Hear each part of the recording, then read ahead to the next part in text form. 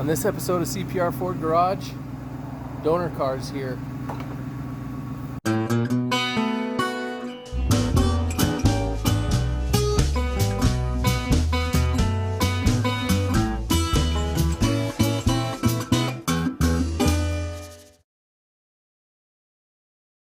There it is, look at that. Tell you what, drives so nice. Tempted to just fix it, keep it, and drive it. But you know, you can't save them all. So it is an 07 Grand Marquis, or Grandma Marquis, if you will. No keys are in it. I think it's at 139,000, about 139,000 miles. And this, grandparents, is what happens when you give your shithead grandson your car. Look at that disgustingness. Yeah, got the tan leather. The seats I might try to use. These guys, it's like a split bench slash bucket kind of a deal going on. Obviously they need the filth cleaned out of them, but otherwise they're pretty decent. At first glance it's like, throw some headlights in it, fix the grill, new bumper, drive it. But if the guy gets to looking a little closer, door there, not very good. That's not good. I got to seeing some of this business. The paint is like popping. Don't you ding at me. So guy got to looking at it, and there's a paint line here in the crack too. So this whole car's been repainted. Should an 07 car have been repainted? No, shouldn't. And it's pretty beat. I mean, it needs all repainted again. And tell you what, the old grandson put some Flowmasters on her, or at least the Thrush knockoff Flowmasters. Hey, yeah. So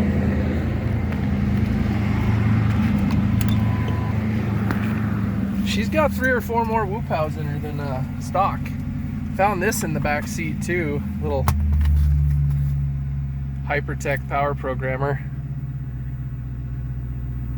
04 and up Ford Lincoln Mercury gas. You know, we might give that a try on the old daily over there. See if that'll work. You have to unmarry it from whatever one it's married to, but anyway, so she's got some stuff in her. We'll go over that. But I seriously for a minute thought about keeping her. The drivetrain anyway, and just throwing it all in that old girl. But just look at that. That's a hot mess. You know? It's got the 5 extra HP from the race red paint on there. But yeah, she's good. She's healthy. Hit me up if you're looking for a 2-valve 4.6 and a 4R75 transmission. They are real nice. I just can't do it though. No. Just no. That has no business in that.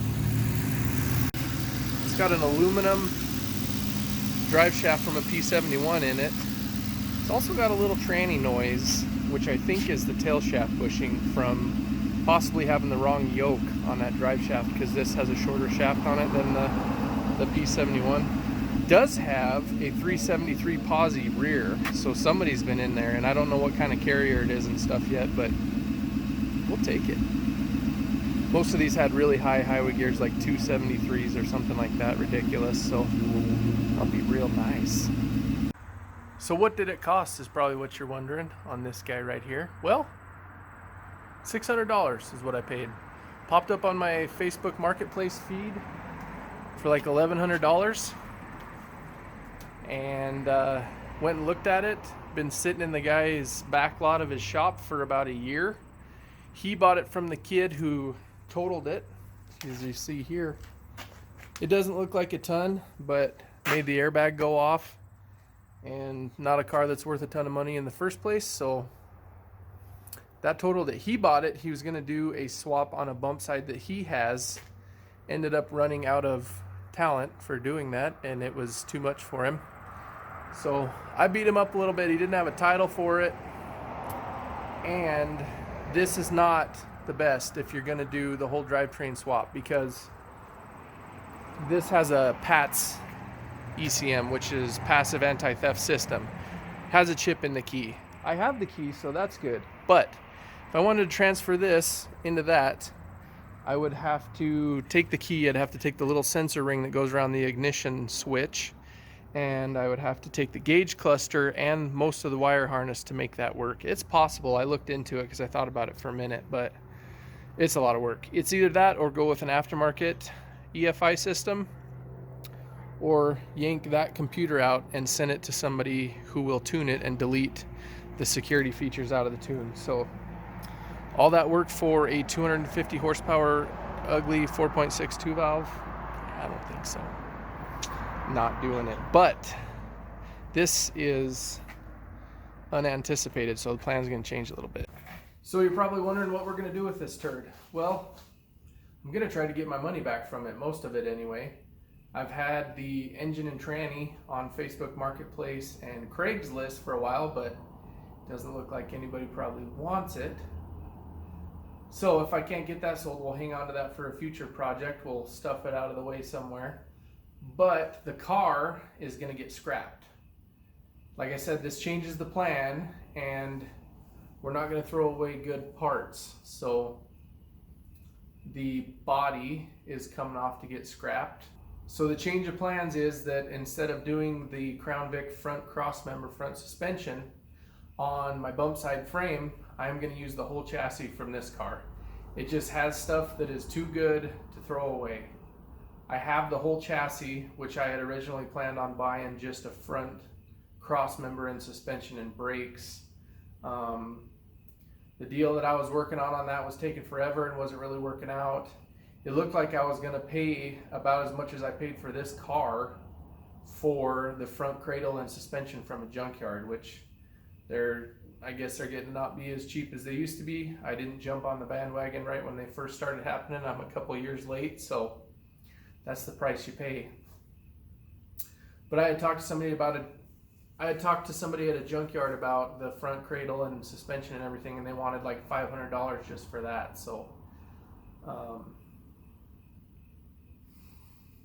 I'm going to use the whole chassis and suspension of the car. The rear end, like I said, the 8.8 in this has some kind of a limited slip in it, don't know what yet, and looks like it has 373 gears, so somebody's been in there and monkeyed around with it. It seems tight and doesn't make noise, so we're going to use that stuff. That rear suspension is just too good to pass up. I was just going to do an axle flip with the leaf springs in the rear of the bump side frame, but this is going to be way better. It's going to drive just like this car drives, but it's going to have twice the horsepower, which is something I've always wondered about when I had a Crown Vic before. What would this be like with twice the horsepower? I'm thinking pretty good. One of the hangups I had about doing the full chassis swap was the bump in the rear of the bed to clear the rear frame cross members and suspension. But for what you gain, I think it is worth it. And what I'm going to try to do is keep the bump as small and natural looking as possible. If you want to see the only 460 swapped 07 Grand Marquis with a 69 F100 on it on the web, stay tuned. You can see in the background there I've been working on the bed. Episode on that coming soon. Again, thanks for watching. Please like, share, and subscribe if you like what you see. Again, on Instagram, at CPR Ford Garage, just like the YouTube channel name. There's no spaces or anything like that. I post updates and photos in between episodes, so please follow that as well.